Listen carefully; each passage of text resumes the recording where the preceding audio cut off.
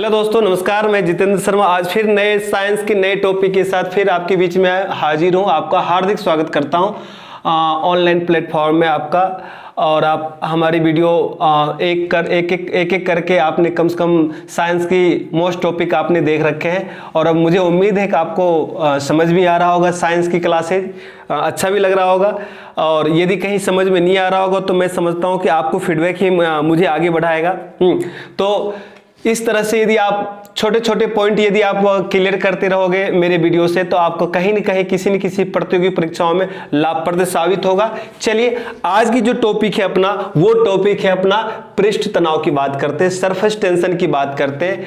और मैं आपको पहले बता दूं, टॉपिक स्टार्ट करने से पहले, सरफेस टेंशन हो गए, केशिकत्व हो गए, केशिकत्व की बात करते हैं, सायनता की बात करते हैं। ये कुछ तीन ऐसे हैं प्रॉपर्टीज जो द्रव के माने जाते हैं, यानी गुण, द्रव का गुण माना, लिक्विड, ठीक है ना। द्रव पदार्थ के कुछ गुण होते हैं, जो गुण सबसे मुख्य है वो कौन कौन से? सरफेस टेंशन है और सायनता और केशिकत्व, ये तीन। आज हम इसी अहम टॉपिक की डिस्कस करेंगे, तीनों की ही डिस्कस करेंगे। फर्स्ट ऑफ ऑल मैंने आपको ले लिया पृष्ठ तनाव यानी सरफेस टेंशन। आपके मन में कभी कभी आता होगा, जनरली अपन पहले बात कर ले तो देखते होंगे कि बारिश की बूंदे गोलाकार हो जाता है। जब कहीं अपन क्या कहते हैं, वर्षा की बूंद हो, या ऐसे भी आप देखते हो नॉर्मली पानी भी यदि किसी चिकनी सतह पे डाल देते हो तो एक गोलाकार का रूप ले लेता है। कभी आपने ये नहीं सोचा कि आखिर ये गोलाकार का क्यों रूप लेता है? कभी नहीं सोचा। चाय पीते हो या गर्म सूप पीते हो तो ये आपको अच्छा स्वादिष्ट लगता है, लेकिन जैसे ही वो ठंडा हो जाता है आपको स्वादहीन होने लगते हैं। आखिर ऐसा क्या है? ठीक है ना। घी ज्यादा गाढ़ापन है, दूध उससे कम गाढ़ापन है, ग्लिसरीन भी उससे कम गाढ़ापन है। ये हवा में दौड़ते हैं और पानी में दौड़े तो दोनों में अंतर है। ये सारे गुण जो है द्रव का गुण कहलाता है। कहीं ना कहीं किसी न किसी कारण से ये पॉइंट आ जाते हैं। तो नॉर्मली हमें ये घटनाएं हमारे साथ घटित होते रहती है, बट हम ध्यान नहीं देते। लेकिन इसी चीज को साइंस में हम पॉइंट टू पॉइंट पढ़ेंगे। जो फर्स्ट ऑफ ऑल पॉइंट आ गया आपका पृष्ठ तनाव। क्या है पृष्ठ तनाव? द्रव के अंदर एक ऐसा गुण है, एक ऐसी प्रवृत्ति आती है कि जैसे यदि उसको इकाई सतह पर यदि छिड़क दिया जाए तो अपने आप एक सिमटने की, अपनी ओर आकर्षित करने की प्रवृत्ति रखता रहता है। ठीक है ना। तो हम उसे पृष्ठ तनाव कहते हैं। पृष्ठ तनाव होता क्या है, सरफेस टेंशन है क्या, तो ये सारे छोटे छोटे पॉइंट जो अभी डिस्कस करेंगे। इसके डिस्कस करने के लिए इन सब के पीछे है बल का महत्वपूर्ण स्थान। हम बात करेंगे बल का। सबसे पहले बल की बात करेंगे। पृष्ठ तनाव, केशिकत्व और सायनता को समझने से पहले हमारे पास दो ऐसे बल है जिनको समझना बेहद ही जरूरी है। सबसे पहले बात करेंगे हम ससंजक बल की और फिर आसंजक बल की। ससंजक बल और ससंजक बल को हम कोहेसिव फोर्स कहते हैं और आसंजक बल को एडहेसिव फोर्स कहते हैं। तो इसी से संबंधित अपन बात करेंगे। सबसे पहले मुख्य पॉइंट मैं बता दूं कि प्रत्येक पदार्थ जो होते हैं अणुओं से मिलकर बनाता है। क्या होता है? प्रत्येक पदार्थ अणुओं से मिलकर बना होता है। किससे मिलकर बना होता है दोस्तों? अणुओं से मिलकर बना होता है, जिनके बीच आकर्षण बल कार्य करता है। जिनके बीच किसका कार्य करता है? आकर्षण बल कार्य करता है। वो आकर्षण बल क्या हो सकता है? वो आकर्षण बल ससंजक बल भी हो सकता है, आसंजक बल भी हो सकता है, घर्षण बल भी हो सकता है, गुरुत्व बल भी हो सकता है, नाभिकीय बल भी हो सकता है। इस प्रकार के विभिन्न प्रकार के बल है। ठीक है दोस्तों। तो जो मोटे तौर पे अपन जब बात आते हैं तो वहां पे पूछ भी लिया जाता है कि प्रत्येक पदार्थ किससे मिलकर के बना होता है? तो प्रत्येक पदार्थ अणुओं से मिलकर बना होता है, जिनके बीच आकर्षण बल आसानी से कार्य करता है। ठीक है ना। तो इसके माध्यम से हम समझेंगे सबसे पहले कोहेसिव फोर्स को। किसको समझेंगे? Cohesive force.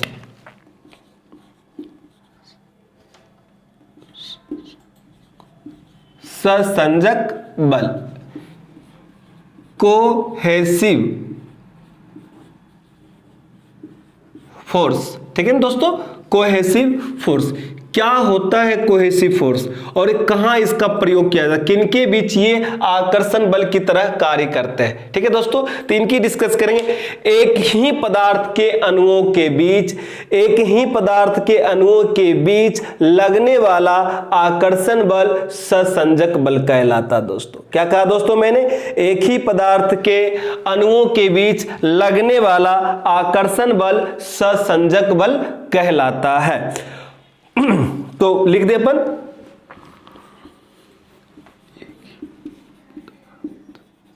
एक ही पदार्थ के अणुओं के बीच लगने वाला आकर्षण बल क्या कहलाता दोस्तों? सहसंजक बल कहलाता है।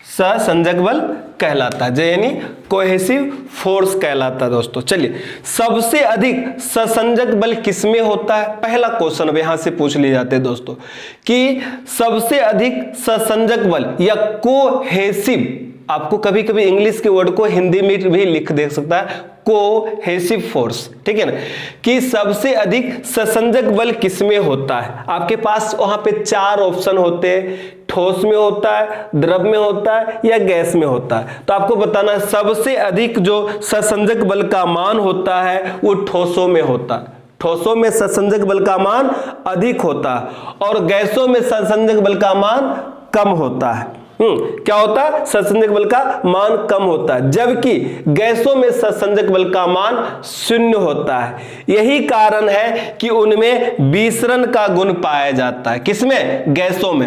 यही कारण है कि उनमें विसरण का गुण पाया जाता है। तो सबसे पहले मैं बता दूं यहां पे दोस्तों, यहां पे लिख देंगे सहसंजक बल का मान सबसे अधिक किसमें होता है? ठोसों में। ठोसों में अधिक होता है सहसंजक बल और द्रव में कम। द्रव में कम होता है और गैस में 0 होता है। गैस में क्या होता है दोस्तों? 0 होता है। यही कारण है कि जो गैस जो था वो विसरण का गुण रखता है। किसका गुण रखता है दोस्तों? विसरण का गुण रखता है। द्रवों में सहसंजक बल का मान बहुत ही कम होता है, फलस्वरूप द्रवों की कोई निश्चित आकार नहीं होता। यही कारण कि उसकी कोई निश्चित आकार नहीं होता। कम होने के कारण ही द्रवों में कोई निश्चित आकार नहीं होता, जबकि ठोस में निश्चित आकार होते हैं और अणु आपस में एक दूसरे से बंधे होते हैं। ठीक है दोस्तों, तो मिटाकर मैं आपको दोबारा एक बार और इसको रिपीट कर दूं, दोहरा दूं दोस्तों कि मैंने क्या कहा आपसे कि सहसंजक बल का मान सबसे अधिक किसमें होता है? ठोसों में होता है। इसीलिए इसका आकार क्या होता है दोस्तों? निश्चित होता है। क्या होता है दोस्तों? निश्चित होता। और मेरे प्यारे भाइयों, द्रव में कम होता है, इसीलिए इसका कोई आकार निश्चित नहीं होता है। आकार निश्चित नहीं होता है, ठीक है ना। और गैस में सहसंजक बल का मान 0 होता है। यही कारण है कि गैस उनमें विसरण का गुण पाया, यानी गैस में विसरण का गुण पाया जाता है। विसरण का मतलब होता है फ्यूजन करना, यानी फैल जाना, ठीक है ना। तो जिसके कारण इसमें विसरण का गुण पाया जाता है। अब यहां पे सबसे पहला क्वेश्चन आपका यहां से बन गया। सबसे पहला, सहसंजक बल किसे कहते हैं? कोहेसिव फोर्स क्या होता है? मैंने क्या कहा? एक ही पदार्थ के अणुओं के मध्य या अणुओं के बीच लगने वाले आकर्षण बल को हम सहसंजक बल कहते हैं। सहसंजक बल का मान सबसे अधिक ठोस में होता है, सबसे कम अपन किसमें कहते हैं? द्रव में होता है, और बिल्कुल शून्य किसमें होता है? गैस में होता है। ये क्वेश्चंस आपसे पूछ लिए जाते तो आपको बताना सबसे अधिक किसमें। यही कारण है कि ठोसों की आकार निश्चित होती है, द्रवों की कोई आकार नहीं होती है, और गैसों में विसरण के गुण पाए जाते हैं। उनके ना आकार आयतन दोनों ही निश्चित नहीं होता, और विसरण फैलने के गुण रखते अपने पास में, ठीक है ना दोस्तों। अब हम बात करते हैं यहाँ पे आसंजक बल के। किसकी बात करेंगे दोस्तों? आसंजक बल के। प्यारे भाइयों, मेरे दोस्तों, मैं सबसे पहले आपसे डिस्कस कर लिया था कि द्रव के गुण जो होते हैं मुख्य रूप से 3 गुण रखते द्रव अपने अंदर। पहला पृष्ठ तनाव का, दूसरा केशिकत्व का, और तीसरा सायनता का। इन तीनों को गुण रखने के कारण हम द्रव का विस्तृत अध्ययन करते हैं। उसमें हम जिस 3 प्रकार के जो गुण होते हैं वो गुण का मुख्य कारण है उनके अंदर बल। और बल कौन कौन सा? ससंजक बल और आसंजक बल। तो ये दोनों बल जो होते हैं हमें सबसे पहले समझना जरूरी है कि ये किस प्रकार से कार्य करता, तभी हम आगे बढ़ सकते हैं। ठीक है दोस्तों, अब हम बात करते हैं आसंजक बल की। आसंजक बल, अब यहां पे आ जाएगी एडहेसिव फोर्स। एडहेसिव फोर्स, अब ये हो गया एडहेसिव फोर्स यानी आसंजक बल। आसंजक बल का परिभाषा आप किस तरह से दे सकते हो? दो भिन्न पदार्थों के, दो भिन्न भिन्न हो सकता है। अच्छा चलिए, आज तक मैंने जितनी भी क्लासें ली आपसे मैं कभी भी एक उदाहरण के तौर पर गांव की परिभाषा मैं नहीं दिया, उदाहरण नहीं दिया। आज मैं आपका उदाहरण, पहले आज से 20 साल 25 साल पहले की बात है, जब अपन जब हमारे चाचा ताऊ या कोई भाई बंधु प्रदेश में कमाने के लिए चले जाते थे, जयपुर आ जाते थे कमाने के लिए दौसा से, या कहीं जयपुर से कहीं कोई अन्य राज्य में चले जाते कमाने के लिए, तो पहले हम क्या करते थे, हमारी माँ बहनें एक पत्र के माध्यम से एक दूसरे से वार्तालाप होता था। उस टाइम हमारे पास डिजिटल कम्युनिकेशन की उतना वो नहीं था, तो उसी आसंजक बल के लिए मैं उदाहरण दे रहा हूं। तो उस कंडीशन में क्या होता था कि हम पत्र लिखकर डाक के माध्यम से भेजते थे, या वो हमारे पड़ोसी में कोई रहते थे वहां, तो उनको देते कि भाई ठीक है हमारे ये आदमी को दे देना, हमारे भाई बंधु को दे देना, चाचा ताऊ को दे देना, और इस तरह से पत्रावली के माध्यम से हमारे बीच में संबंध स्थापित होता था। गांव के लोग और इस तरह से ही करते थे। मोबाइल कम्युनिकेशन की तो अब की जमाना की बात है। तो हम क्या करते थे, उस टाइम की जो बात है, तो जब हम अंतरदेशी, एक 50 पैसे 25 पैसे की अंतरदेशी आता था, उस अंतरदेशी पर जब भी अपन कोई बात लिखकर भेजते थे, तो बात लिखने के बाद हम क्या करते थे, कुछ ऐसे भी बातें होती थी जो गुप्त होता था, जिस बातें को हम कभी बताते नहीं थे। ठीक है ना, हम अपने सासू माँ को, सासू देवर की बातें, ननद की बातें भी हम पति से करते थे, या उनकी बातें एक दूसरे से शेयर नहीं करते थे। तो वैसे कंडीशन में हम पत्र में भी लिखकर भेजते थे। जब हम पत्र में लिखकर भेजते थे अपने जो बातें होता था, उसके बाद अंतरदेशी में हम क्या करता था, चोरी चुपके हम देते थे किसी को, या हम डाल के आते थे डाक में। तो वहां पे क्या होता था, देख ना ले तो हमारे अपने घर में या किसी घर में जो चावल बनता है, या तो चावल को बनने के बाद उसके जो होती उससे हम चिपका देते थे। अदरवाइज जो गांव घर में हम जैसे आप जैसे जो पुराने पद्धति के लोग अभी भी हैं, जो ग्रामीण भी आदमी हैं, वो क्या करते थे, अपने थूक से लेकर उसको चिपकाने की कोशिश करते थे, और इस तरह से इससे चिपका देते थे, इस तरह से, और वो चिपक जाता था, नॉर्मली चिपक जाता। दो भिन्न प्रकार के धातुओं के बीच लगने वाला, दो भिन्न धातुओं के मध्य अनु आकर्षण बल वाली जो बात है उसी की बात कर रहा हूं। इनके दो, अब एक क्या आ गया, एक तो हो गया पेपर, ये एक धातु हो गया, दूसरा क्या हो गया, चावल, फुला हुआ उबाले हुए चावल की बात कर दे, गोंद की बात कर दे, थूक की बात कर दे, लाड़ की बात कर ले, इन सब में क्या होता है, लसलसा पदार्थ होता है। लसलसा पदार्थ से हम क्या करते, इसको चिपकाते थे और ये चिपक जाता था। तो ये किस प्रकार के बल रखता, आसंजक बल के कारण ये चिपक गया। ये उदाहरण सबसे सटीक होता ताकि आप समझ सको। उसी की बात करें हम यहाँ पे कि दो भिन्न पदार्थों के अणुओं के मध्य, दो भिन्न पदार्थों के अणुओं के मध्य लगने वाले आकर्षण बल को आसंजक बल कहते हैं। दोस्तों क्या कहते हैं, आसंजक बल। आसंजक बल के कारण ही अंतर्देशीय लिफाफा चिपक जाता है गोंद से। ठीक है ना, आपसे पूछा जाएगा कि लिफाफे को चिपकाने के लिए गोंद का प्रयोग किया जाता है, उसमें किस प्रकार के बल कार्य करते हैं, ससंजक बल कार्य करते हैं, आसंजक बल कार्य करते हैं, या दोनों, या इनमें से कोई नहीं। तो दोस्तों मैंने आपको ग्रामीण उदाहरण दे चुका हूं। ग्रामीण क्षेत्र में जिस तरह की पहले घटनाएं होती थी, जिस तरह से पत्रावली व्यवहार होता था, उसमें बताया था कि आराम से थूक हो गया, लार हो गए, लसलसा पदार्थ हो गए, अपने गोंद हो गए, उबले हुए चावल हो गए, या आटा के गुंदे हुए हो गए, उन से चिपक जाते थे। तो दो भिन्न पदार्थों के अणुओं के मध्य लगने वाले आकर्षण बल को हमने क्या कहा, आसंजक बल कह दिया। दोस्तों क्या कह दिया, आसंजक बल कह दिया। आसंजक बल के कारण ही जल किसी वस्तु को भिगो देता है। जल किसी वस्तु को, यानी पानी किसी वस्तु को भिगो देता। आपसे पूछ लिया जाए कि जल किसी वस्तु को भिगो देता है किसके कारण, तो आपको क्या बताना है, आसंजक बल के कारण। ठीक है ना, यहां क्या है, दो भिन्न दो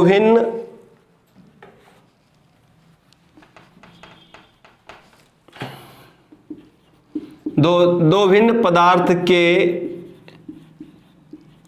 अणुओं के मध्य अणुओं के मध्य, एक ये पदार्थ हो गया, दूसरा ये पदार्थ हो गया, दो अण, पहला एक पदार्थ, दूसरा ये पदार्थ, दो भिन्न पदार्थों के अणुओं के मध्य लगने वाले आकर्षण बल को ही क्या कहते हैं? आसंजक बल कहते हैं। और आसंजक बल का उदाहरण किया गया है कि जल यदि किसी वस्तु को भिगो देता है तो किस बल के कारण भिगो देता है? तो आप यहां पे किसी वस्तु को यदि भिगो दिया तो इसका मतलब क्या होगा? किसके कारण भिगो दिया? वो आसंजक बल के कारण भिगो दिया। कौन से बल के कारण? उन दोनों वस्तुओं के बीच में किस प्रकार का बल कार्य कर रहा है? आसंजक बल कार्य कर रहा है, इसीलिए जल किसी दूसरे वस्तु को भिगो देता है दोस्तों। चलिए दोस्तों, ये हो गया। नेक्स्ट पॉइंट आ जाता है आपके पास में, हम पहले अपन बात करें, आजकल तो व्हाइट बोर्ड और ये इस तरह से देखो मार्कर काम में लेने लगे, पहले इस तरह से हम ये सब काम नहीं लेते थे। पहले हम ब्लैक बोर्ड पर, स्कूल में आप लोगों ने भी अध्ययन किया है, हम लोगों ने भी अध्ययन किया, सरकारी स्कूल प्राइवेट स्कूल में पहले भी एक ब्लैक बोर्ड होता था। तो ब्लैक बोर्ड पर जो अपन चौक से लिखते थे तो वो उभर कर आ जाता था और दिखाई देने लगता था कि इस तरह से। उदाहरण के तौर पर अपन ये मान लो अपने उदाहरण के ब्लैक बोर्ड है और यहां पे मैं लिखता हूं, अब ये आपको दिखाई देने लगा। तो इनके दोनों के मध्य दो भिन्न धातु है, ब्लैक बोर्ड अलग धातु है और ये अलग पदार्थ, दोनों अलग अलग पदार्थ। इन दोनों के मध्य जब हमने आपस में आकर्षण की गुण पैदा हुआ तभी तो ये आय दिखाई दिया आपको। अर्थात क्या कहा है पे कि ब्लैक बोर्ड पर चौक से लिखने पर अक्षर उभर कर सामने आ जाते हैं या अक्षर उभर जाते हैं, ये किस बल के कारण? तो आपको बताना है आसंजक बल के कारण। दोस्तों किस बल के कारण? आसंजक बल के कारण। तो ये दोनों के दोनों उदाहरण आप यहां पे लिख सकते हो। जैसे उदाहरण की बात किया मैंने, पहला उदाहरण देंगे अपन, जल वस्तु को भिगो देता है, किसके कारण? आसंजक बल के कारण। नेक्स्ट उदाहरण देंगे अपन, ब्लैक बोर्ड पर चौक से, चूना का चौक आता था दोस्तों, तो चूना के चौक से बात करें, चौक से लिखने पर अक्षर उभर आते हैं, ठीक है ना। यहां पे भी एक प्रकार का बल कार्य कर रहा है, दो भिन्न पदार्थों के मध्य आकर्षण बल लग रहे हैं, वो आकर्षण बल कौन सा है? आसंजक बल। ये दोनों ही महत्वपूर्ण उदाहरण है और ये दोनों ही क्वेश्चन कहीं ना कहीं किसी न किसी, जितनी बार पेपर हुई है, रेलवे की बात करें, राजस्थान पुलिस, एनटीपीसी, अपन नॉन टेक्निकल, टेक्निकल में सभी प्रतियोगी परीक्षाओं की बात करो, बार बार मैं रिपीट करता हूं, हर क्लास में रिपीट करता हूं, जितने भी पेपर हुए जहां साइंस एक सिलेबस के रूप में है, वहां यदि सिलेबस में पृष्ठ तनाव है तो समान विज्ञान के तौर पे भी क्वेश्चन पूछे चले जाते हैं। कैसे पूछे जाते हैं? कि ब्लैक बोर्ड पर चौक से लिखने पे अक्षर उभर के आ जाते हैं, तो इन दोनों के मध्य किस प्रकार के बल कार्य करते हैं या किसके कारण होता है? तो किसके कारण होता है? आसंजक बल के कारण होता है। जल वस्तु को भिगो देता है, किसके कारण भिगो देता है? किस बल के कारण? आसंजक बल के कारण भिगो देता। आसंजक बल किसे कहते हैं? दो भिन्न पदार्थों के अणुओं के मध्य लगने वाले आकर्षण बल को आसंजक बल कहते हैं। लिफाफे गोंद से चिपकता है, ठीक है ना, तरल पदार्थ से चिपकता है, उस दोनों के बीच में किस प्रकार का बल कार्य करता है? आसंजक बल कार्य करता है। तीनों ही सबसे बेहतरीन उदाहरण माने जाते हैं दोस्तों। चलिए, अभी तक तो अपन ने बात कर लिया पृष्ठ तनाव में ससंजक बल और आसंजक बल की। अब अपन एक सबसे महत्वपूर्ण दो उदाहरण और की बात करेंगे। दो ऐसे उदाहरण हैं जिनको और सबसे समझना जरूरी है। पहला उदाहरण मैं आपको बता देता हूं। लोग कहते हैं अपने को कि पानी कांच पर चिपकता है, पानी कांच पर चिपकता है। क्यों चिपकता है पानी कांच पर? क्या कारण है जो पानी कांच पर चिपकता है? पानी कांच पर चिपकता है और पारा कांच पर नहीं चिपकता है। पारा कांच पर नहीं चिपकता है लेकिन पानी कांच पर चिपकता है। दोनों के बीच में क्या कारण है? सबसे महत्वपूर्ण उदाहरण मैं आपके सामने रख रहा हूं, आपके समक्ष रख रहा हूं, और ये आपको तरीके से समझना है। बिल्कुल पेशेंस बनाकर, धैर्य बनाकर आप समझोगे तो बेहतर समझ में आएगी आपको टॉपिक। मैं धीरे धीरे आपको समझाने की कोशिश कर रहा हूं। मैंने कहा कि पारा कांच से नहीं चिपकता है, लेकिन पानी कांच से चिपक जाते हैं। क्या कारण है? तो सबसे पहले मैं कारण लिख दूं आपको, पारा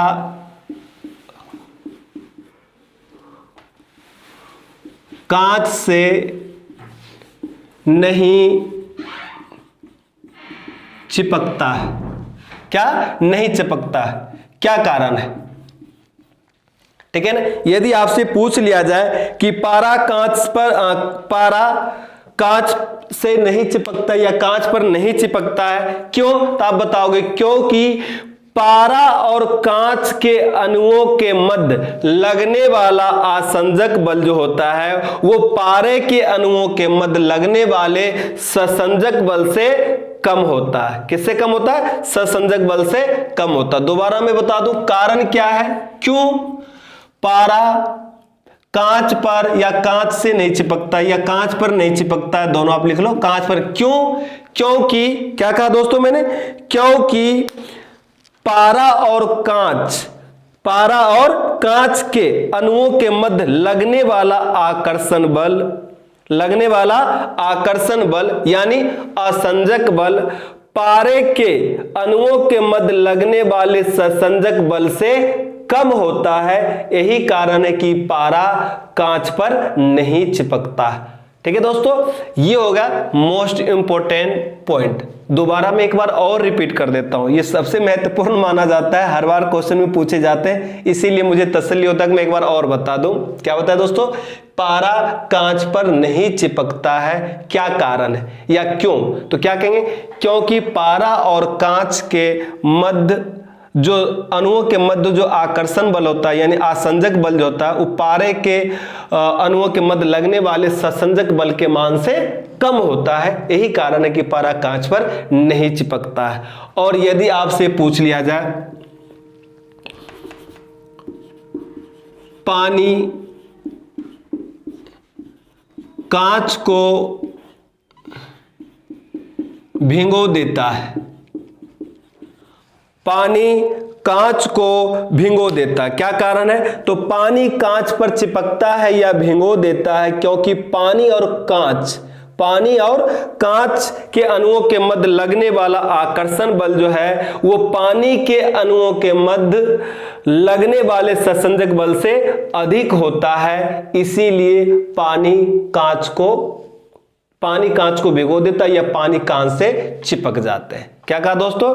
कि पानी और कांच के अणुओं के मध्य लगने वाले आसंजक बल जो होते हैं वो पानी के अणुओं के मध्य लगने वाले ससंजक बल से अधिक होते हैं। यहां पे ससंजक बल क्या होता है? पारा का कम होता है, पारा का ससंजक बल कम होता है। यही कारण है कि पारा कांच पर नहीं चिपकता है। ऑप्शन मिल गया आपके पास में, और इसमें हो जाएगा पानी कांच को भिगो देता। कारण, तो कारण आप क्या बताओगे कि पानी, क्या बोलोगे दोस्तों? पानी की बात करोगे, पानी के अणुओं के मध्य लगने वाला ससंजक बल का मान अधिक होता है। यानी यहां पे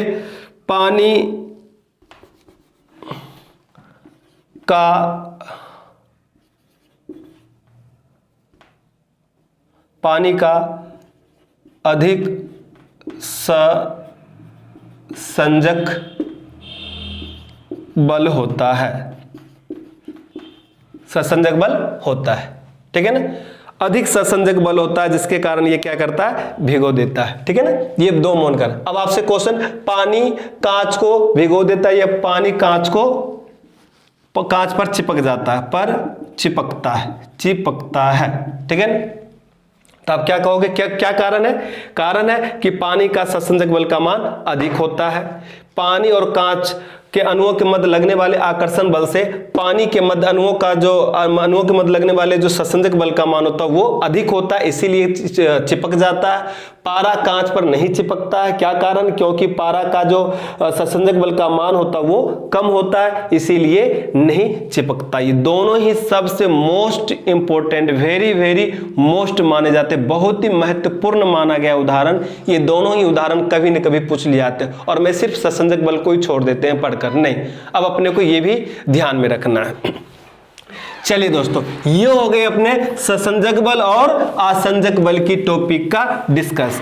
अब जो मेन बिंदु, मेन पॉइंट आ जाते हैं पृष्ठ तनाव की बात, उसी अब पृष्ठ तनाव की बात करते हैं। किसी भी द्रव पदार्थ में पृष्ठ तनाव आ जाता है। क्या आ जाता है दोस्तों?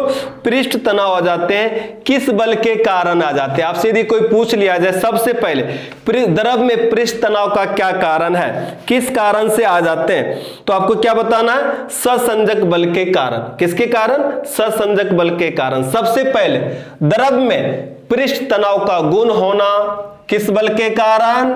ससंजक बल के कारण। द्रव में पृष्ठ तनाव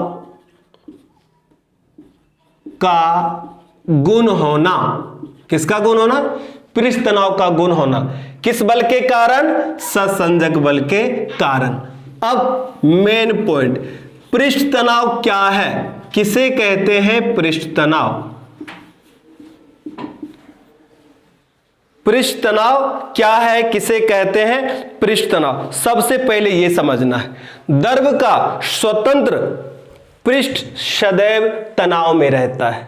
डायरेक्ट में आ जाता हूं कि पृष्ठ तनाव किसे कहते हैं। क्या कहा मैंने आपको?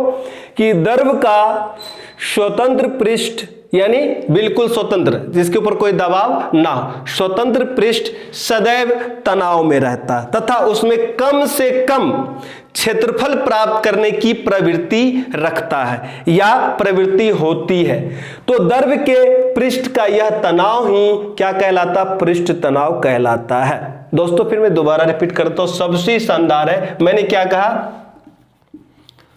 द्रव का स्वतंत्र पृष्ठ, द्रव का स्वतंत्र पृष्ठ सदैव तनाव में रहता है, सदैव तनाव में होता या रहता है। किस में रहता है? सदैव तनाव में ही रहता है तथा इसमें, किसमें? द्रव की बात करते हैं। तथा इसमें, या उसमें भी लिख लो, तथा उसमें कम से कम क्षेत्रफल प्राप्त करने की प्रवृत्ति होती है। यही कारण है द्रव में इस प्रकार के गुण होता है। यही कारण है कि वर्षा का बूंद गोलाकार होता है, पारे का बूंद भी गोलाकार होता है। जब वर्षा बरसती है बेटा, तो बारिश होती है, तो देखते हैं उसका जैसे धरातल पे टपकते हैं तो कुछ नैनो सेकंड बाद क्या बन जाते हैं? गोलाकार बन जाता है। फिर कुछ सेकंड बाद वो अपने आप समाप्ति हो जाते हैं। तो वर्षा का बूंद का गोलाकार होना क्या है? द्रव के अंदर पृष्ठ तनाव का गुण का होना है।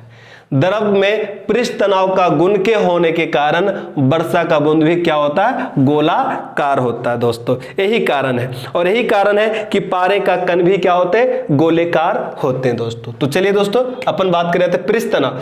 द्रव का स्वतंत्र पृष्ठ सदैव तनाव में रहता है तथा उसमें कम से कम क्षेत्रफल प्राप्त करने की प्रवृत्ति होती है।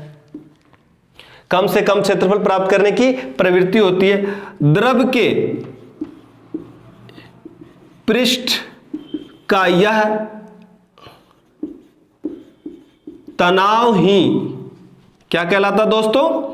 पृष्ठ तनाव कहलाता है। पृष्ठ तनाव कहलाता है, या हम इसे क्या कहते हैं? सरफेस टेंशन कहते हैं। क्या कहते हैं दोस्तों? सरफेस टेंशन कहते हैं। ठीक है दोस्तों, अब यहां से बात करेंगे पृष्ठ तनाव। ठीक है ना? पृष्ठ तनाव बराबर क्या होता है दोस्तों? तो पृष्ठ तनाव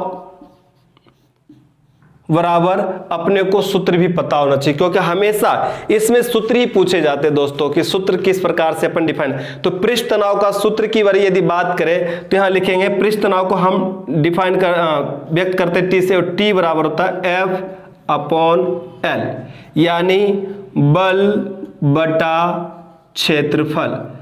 काल्पनिक रेखाएं लेकर हम तय करते हैं तो लंबाई लेकर चलते हैं पृष्ठ तनाव के अंदर, इसीलिए हम यहां पे क्या लेते हैं बल बटा लंबाई। बल बटा लंबाई काल्पनिक है, क्षेत्रफल को हम काल्पनिक ना मानकर लंबाई को डायरेक्ट लेके चलते हैं। तो बल बटा लंबाई, ये बल बटा लंबाई ही पृष्ठ तनाव का क्या हो जाए सूत्र बन जाता है। तो आपसे पूछे पृष्ठ तनाव बराबर होता है तो बल F/L, यानी बल बटा लंबाई। इस तरह से पृष्ठ तनाव का मात्रक निकाला जाए तो मात्रक भी निकाल सकते हो, न्यूटन पृष्ठ तनाव का न्यूटन प्रति मीटर स्क्वायर मात्रक होता है। क्या होता है मात्रक इसका? न्यूटन प्रति मीटर स्क्वायर इसका क्या होता है मात्रक हो जाता है दोस्तों, ठीक है ना। सॉरी, न्यूटन प्रति मीटर स्क्वायर, न्यूटन प्रति मीटर होता है दोस्तों, ठीक है ना। और कभी कभी इसका मात्रक हम अलग लेके भी चलते हैं, इनका मात्रक हम अलग ढंग से लिखकर भी चलते हैं, और ये भी कहते हैं जूल प्रति मीटर स्क्वायर होता है। क्या होता है दोस्तों? जूल प्रति मीटर स्क्वायर भी होता है। तो अभी सबसे पहले ये होता है न्यूटन प्रति मीटर होता है, ये देखेंगे, फिर आगे अपन बात करते हैं।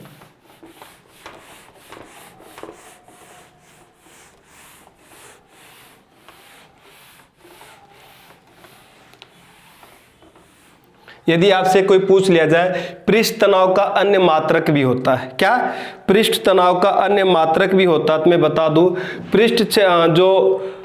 पृष्ठ क्षेत्रफल बढ़ाने के लिए द्रव को ऊर्जा की आवश्यकता होती है। किसकी? ऊर्जा की आवश्यकता होती है। और इस परिस्थिति में यदि पूछ लिया जाए कि पृष्ठ तनाव का मात्रक होता है तो आपको डायरेक्ट बताना है जूल प्रति मीटर स्क्वायर। क्या बताना? जूल प्रति मीटर स्क्वायर। पहला क्या बताया मैंने? न्यूटन प्रति मीटर। यदि न्यूटन प्रति मीटर नहीं दे रखा है तो वहां पर क्या दे रखा होगा? जूल प्रति मीटर स्क्वायर। जूल प्रति मीटर स्क्वायर किस परिस्थिति में दे सकता है मैं आपको बता दूं। यदि द्रव के पृष्ठ क्षेत्रफल बढ़ाना हो तो द्रव को ऊर्जा की आवश्यकता होती है, ऐसी परिस्थिति में हम किसकी मात्रक लेंगे? जूल प्रति मीटर स्क्वायर। वैसे पृष्ठ तनाव का मात्रक होता है न्यूटन प्रति मीटर, ठीक है दोस्तों। अब आपसे पूछ लिया जाए कि वर्षा का बूंद का गोलाकार होना किसके कारण होता है, तो वर्षा का बूंद का गोलाकार होना पृष्ठ तनाव के कारण होता है। तो वर्षा का बूंद का गोलाकार होना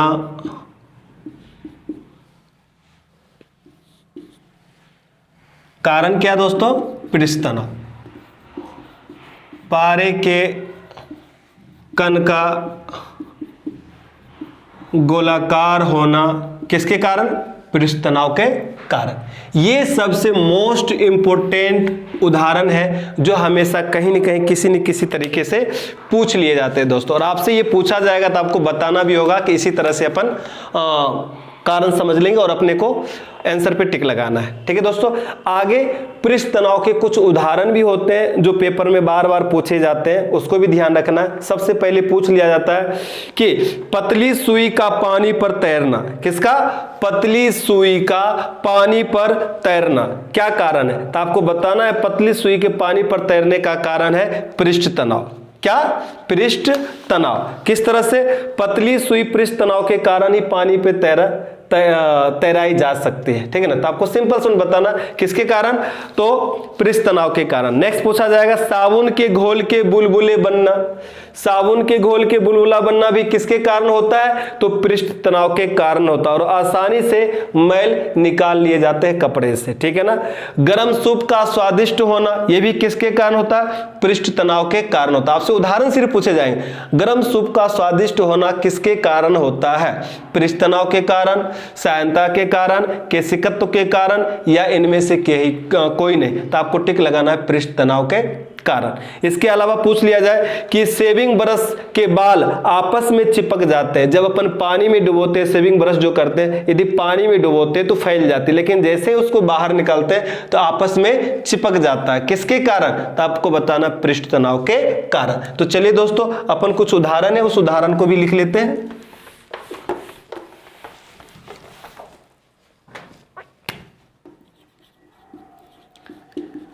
पृष्ठ तनाव के उदाहरण।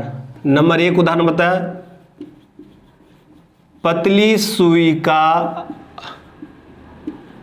पानी पर तैरना, ठीक है ना, गरम सूप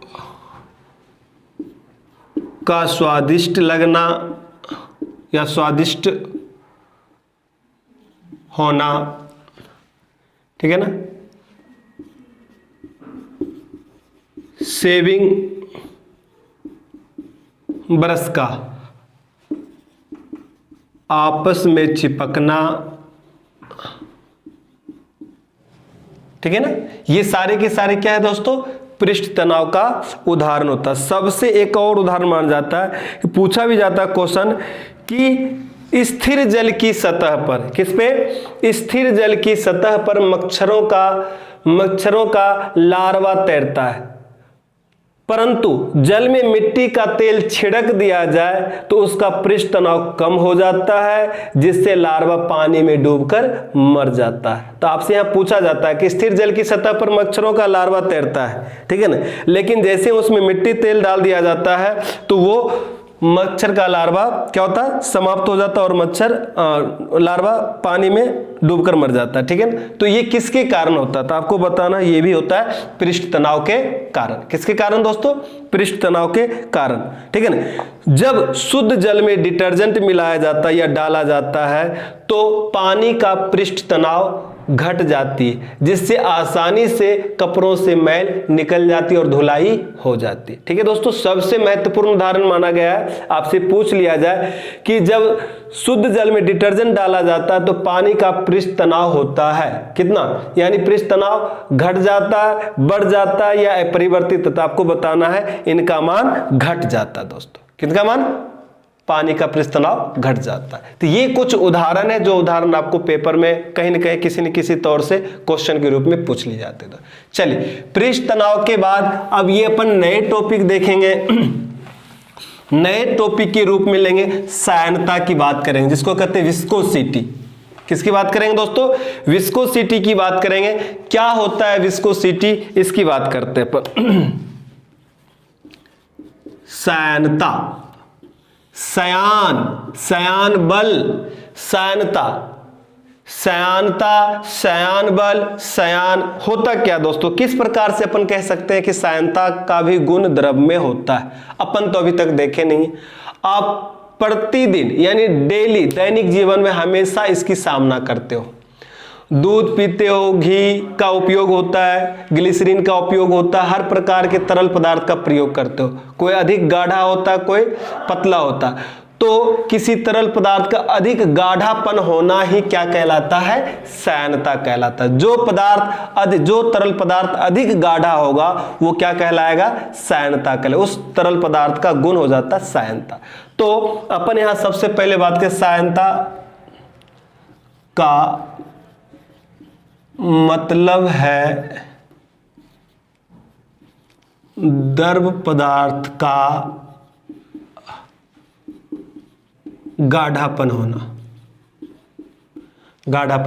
सिंपल से वर्ड में आपको, सिंपल परिभाषा में, सिंपल से वर्ड में पहले आपको ये समझना है कि क्या है सयानता का मतलब। क्या है सयानता का मतलब? है गाढ़ापन होना, तरल पदार्थ का गाढ़ापन होना। सयानता को हम क्या कहते हैं? विस्कोसिटी। क्या कहते हैं दोस्तों? विस्कोसिटी, ठीक है ना। अब सयानता से पहले हमें सयान बल के बारे में जानना जरूरी है कि आखिर किस प्रकार के बल हैं जिसके कारण हम पानी में तो आसानी से दौड़ नहीं लगा सकते हैं, लेकिन हवा में आसानी से दौड़ लगाते हैं। नॉर्मली यदि दौड़ना चाहते हैं तो आसानी से दौड़ लेते हैं, लेकिन यदि पानी में यदि दौड़ना चाहे तालाब, नदी, गंगा नदी में हम दौड़ना चाहते हैं तो हम नहीं दौड़ पाते। क्या कारण है? ये तरल पदार्थ की सबसे विशेष गुण है, वही विशेष गुण क्या कहलाता? श्यानता कहलाता है। क्योंकि हवा के अपेक्षा अपन जो बात पानी में गाढ़ापन ज्यादा है, जिसके कारण हम उसमें नहीं दौड़ पाते, लेकिन हवा में आसानी से दौड़ लेते हैं। ये कुछ ऐसे तरल पदार्थ के विशेष गुण होते हैं जिन्हीं की अपन डिस्कस कर रहे हैं, उसे अपन क्या कहते हैं? श्यानता कहते हैं। चलिए, श्यानता को समझने के लिए मैं सिंपल भाषा में सबसे पहले अपन बात करें श्यान बल की। किसकी बात करेंगे? श्यान बल, ठीक है ना। श्यान बल क्या होता है, किसे कहते हैं? किसी द्रव या गैस को दो क्रमागत परतों के बीच उनकी आपेक्षिक गति का विरोध करने वाले जो घर्षण बल होता है उसे ही हम श्यान बल कहते हैं। दोस्तों, श्यान बल किसे कहते हैं? क्या कहा? किसी द्रव या गैस को दो क्रमागत परतों के बीच उनकी आपेक्षिक गति का विरोध करने वाले जो घर्षण बल होते हैं उसे ही हम श्यान बल कहते हैं। ठीक है ना? ओके दोस्तों, लिख दे अपन आपको।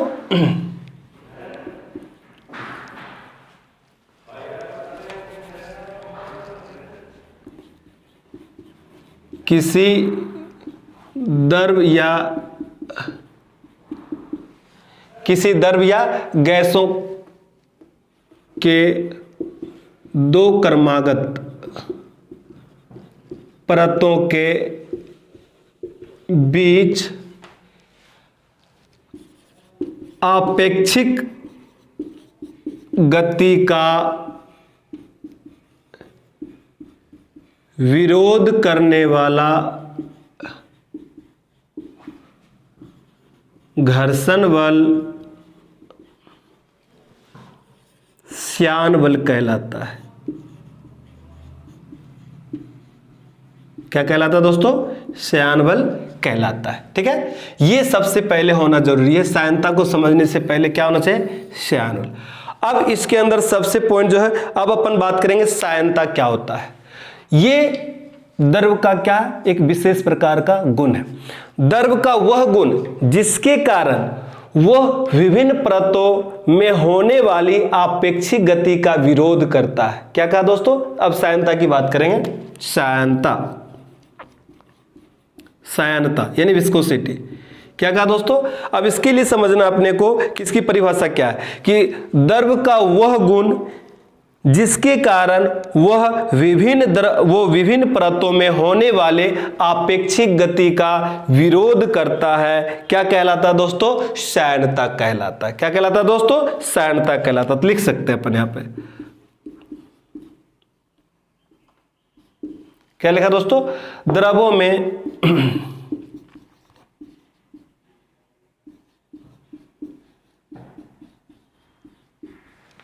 द्रवों में श्यानता का गुण वह गुण है जिसके कारण द्रव विभिन्न परतों के बीच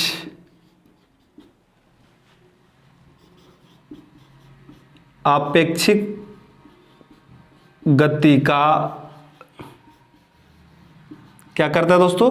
विरोध करता है। आपेक्षिक गति का विरोध करता। द्रवों में श्यानता का गुण वह गुण है जिसके कारण द्रव विभिन्न परतों के बीच आपेक्षिक गति का विरोध करता है। या आपेक्षिक गति का विरोध करने वाला क्या कहलाता है दोस्तों? ये कहलाता श्यानता कहलाता है। ठीक है ना? श्यानता के क्या कारण है? अब आपसे कोई पूछ लिया जाए श्यानता के क्या कारण है, तो आप ये भी बता सकते हो श्यानता का क्या कारण है। ठीक है ना? आसानी से दो क्वेश्चन आते हैं कि श्यानता किसे कहते हैं, आप बता सकते हो। हाँ, ये एक द्रव का विशेष प्रकार का गुण होता है जिसके कारण द्रव के विभिन्न परतों के बीच, किनके बीच? द्रव के विभिन्न परतों में होने वाली आपेक्षिक गति का विरोध करता है। वही क्या कहलाता है? श्यानता कहलाता है। श्यानता का सीधा सटीक अर्थ होता है कि द्रव में तरल पदार्थ का गाढ़ापन होना। जो जितना अधिक गाढ़ापन होगा वो विभिन्न प्रकार के परतों पे उतनी आपेक्षिक गति का विरोध करता है, और जो सबसे अधिक विरोध करता है इसका मतलब उस तरल पदार्थ में सायनता का मान अधिक है, सायनता का गुण अधिक है। ठीक है ना, इस तरह से अपन बात करते हैं। अब बात करते हैं कि सायनता के क्या कारण है। सायनता के कारण का मतलब है क्या है कि उसमें क्या होना, ससंजक बल का होना। ठीक है दोस्तों, सायनता के कारण, सायनता के क्या कारण है,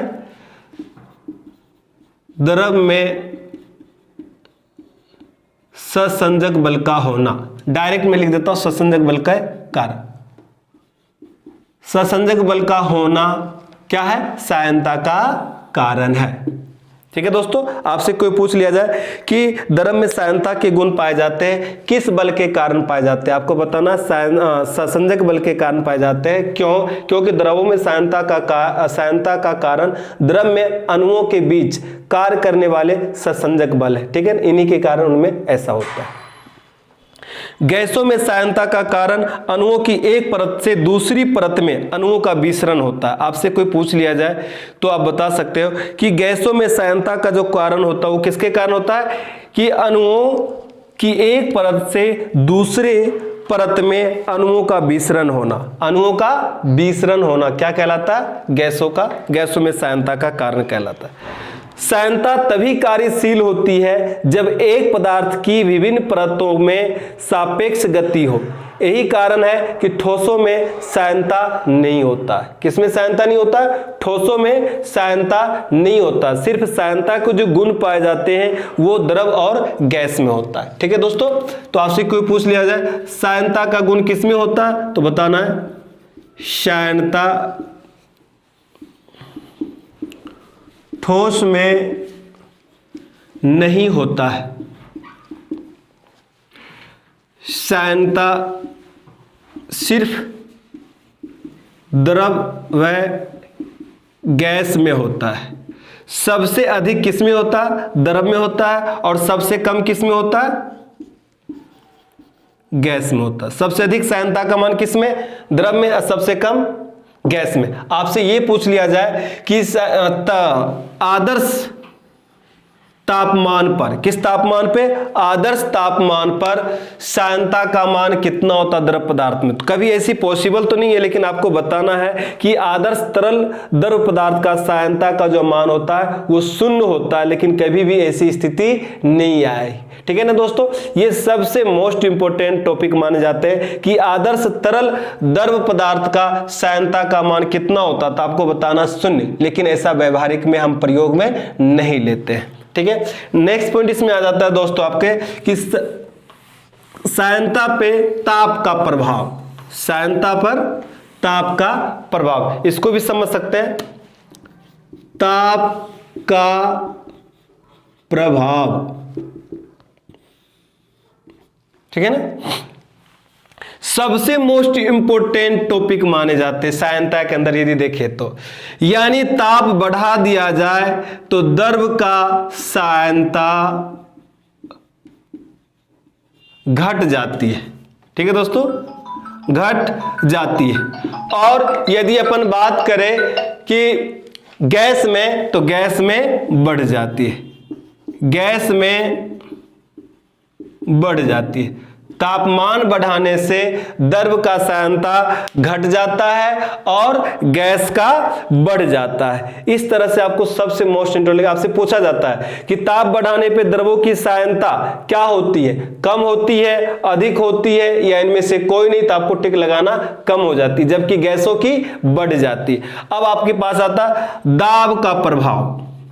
दाब का प्रभाव, आपको यह भी बताना है कि दाब पड़ने से क्या होता है। यह सबसे मोस्ट इंपोर्टेंट माने जाते हुए कि द्रवों में सायनता दाब बढ़ाने पर बढ़ती है।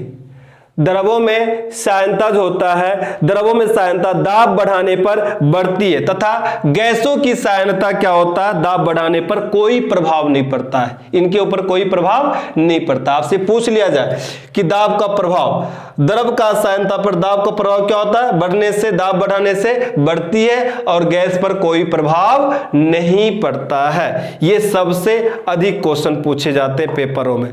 द्रव में गैसों की अपेक्षा सायनता अधिक होता है दोस्तों, ये सबसे अधिक पूछे जाते हैं। ठीक है, सायनता की इकाई जो होता है दोस्तों वो सायनता गुणांक में मापा जाता है। आपसे पूछ लिया सायनता की माप होती है तो क्या बताओगे, सायनता गुणांक। और सायनता गुणांक का जो मात्रक होता है वो डेका पॉइज होता है या पास्कल सेकेंड होता है दोस्तों। क्या होता है, पास्कल सेकेंड।